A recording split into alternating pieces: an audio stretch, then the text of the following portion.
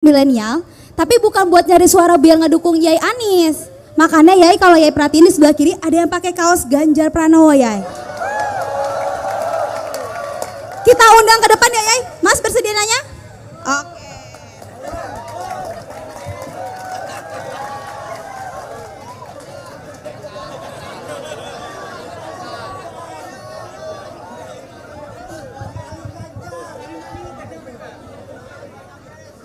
Ya, perkenalkan nama saya, panggilannya Pak Cekemon. Mon. Langsung saja. Dari rakyat biasa aja Pak, rakyat jelata.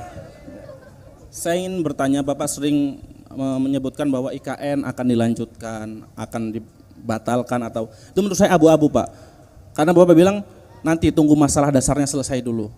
Nah, Pak, di Lampung ini ada contoh konkret Pak, Kota Baru di sana 15 menit dari sini mangkrak. Buktinya proyeknya mangkrak, masalah dasarnya nggak selesai-selesai sampai hari ini. Nah, jadi menurut saya Bapak ini hanya cari aman saja, mengatakan IKN akan dilanjutkan tapi nanti. Kalau menurut saya tegas saja Pak, mau lanjut-lanjut, enggak. Alasannya bahwa udah diundang-undangkan, harus dilanjutkan, tapi kapan? Masalahnya kita nanti pasti ada masalah lagi. Masalah dasar di Indonesia pasti selalu ada. Jadi IKN itu kira-kira bakal dilanjutkan atau tidak Pak? Nah, yang kedua Pak, kita tahu semua paslon ingin menang satu putaran. Tapi apabila Pak Anies nanti gagal lanjut ke putaran kedua atau kalah langsung di putaran pertama, kira-kira bakal mendukung ke 02, 03 atau malah oposisi saja? Kira-kira aja Pak, pendapat pribadi. Kalau partai kita nggak tahu ya. Ya itu saja, terima kasih.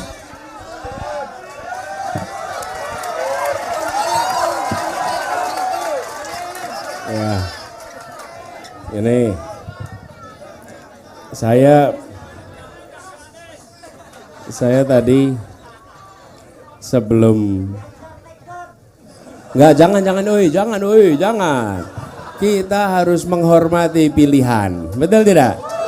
Iya.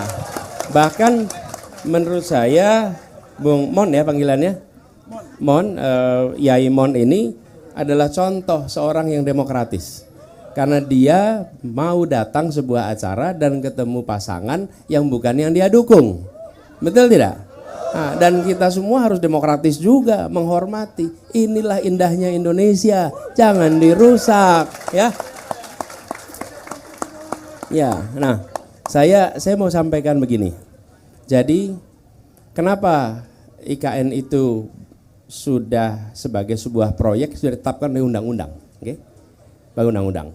Nah, saya melihat pertanyaan paling mendasar, siapa yang akan menggunakan IKN itu? Yang akan menggunakan adalah aparatur negara. Aparatur negara. Dari mulai presiden sama pejabat-pejabat dan pekerja pemerintah pusat. Satu tempat itu. Oke? Ini sama seperti, tadi saya coba cek tapi kok nggak ketemu datanya. Di Lampung misalnya, di Lampung nih. Ada kalau tidak salah 51% sekolah di Lampung itu statusnya rusak. Rusak berat nih. Sekarang kita punya uang. Uang ini mau kita pakai untuk apa? Memperbaiki sekolah 51% yang rusak berat nih, atau mau dipakai untuk membuat gedung baru bagi dinas pendidikan.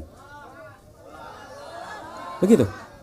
Jadi bukan soal urusan dasar kita akan selesai, tapi kalau ini bukan urusan dasar, ini problem.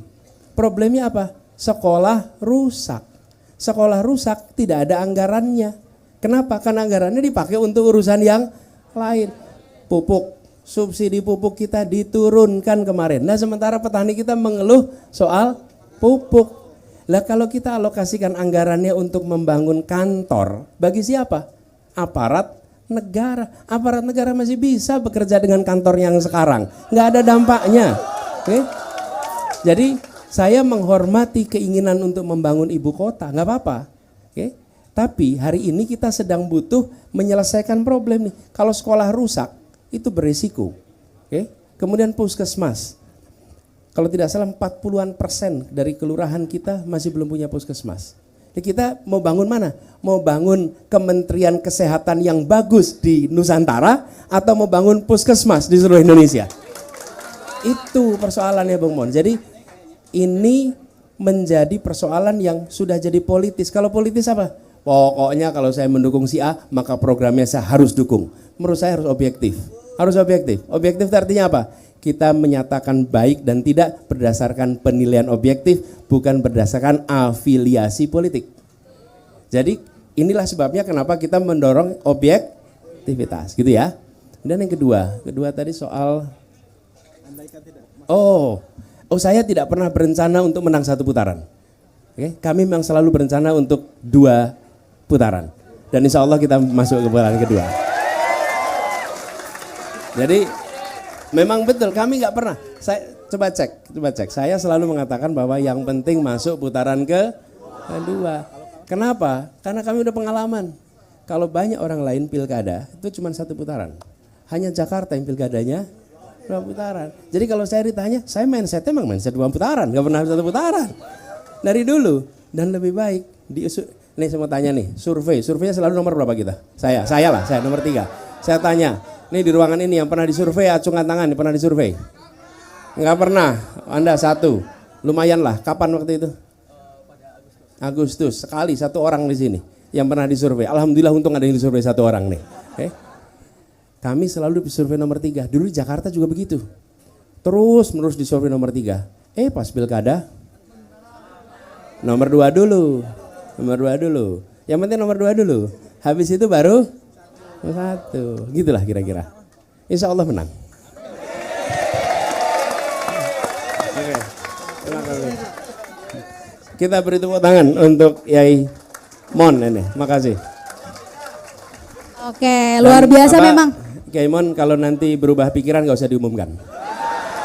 Nggak usah diumumkan. Kalau diumumkan nanti repot beliau ya. Jangan, nggak usah diumumkan. Ya izin. Ini baru 2 pertanyaan di segmen keempat.